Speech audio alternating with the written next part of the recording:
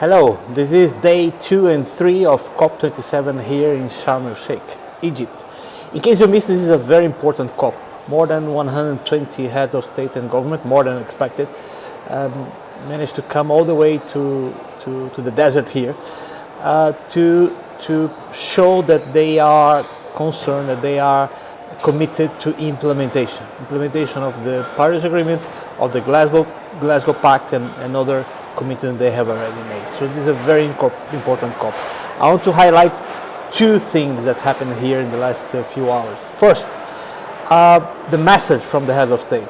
They confirm that they are concerned with dangerous and extreme weather, which is affecting their countries now and in the future. And so, of course, mitigation is important. Adaptation is important. And now, loss and damage, i.e. liability and compensation, is part of the official agenda. So this is going to be discussed here in Sharm El-Sheikh in a more serious fashion. So let's see what's going to happen.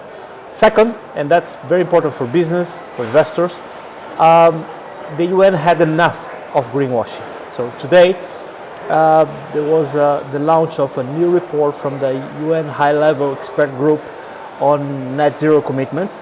And using the words of Antonio Guterres, he said that he has zero tolerance for net zero greenwashing. So they do welcome the commitments by business and investors and cities and regions, what they call non-state actors, but they are really concerned with greenwashing. So this report highlights what has to be done, things like being more transparent, having verified emissions, and stop using fossil fuel and other actions. And I strongly recommend this report. It's called Integrity Matters. If there is one thing you read from COP these days, have a look on this report. And so the other highlights I have, less important, are that the IOSCO and the ISB, the two organizations working with the sustainability disclosures, they met here today, and they agreed to work together, which is very good news. And they are also working with the CDP, and they now also require Scope 3, i.e. indirect emissions, to be reported. But as I mentioned during the roundtable, and the CEO of Bank of America was there, and many very important people were there. Double materiality needs to be taken more seriously, as we are doing in Europe, as the GRI and others have been doing for many years.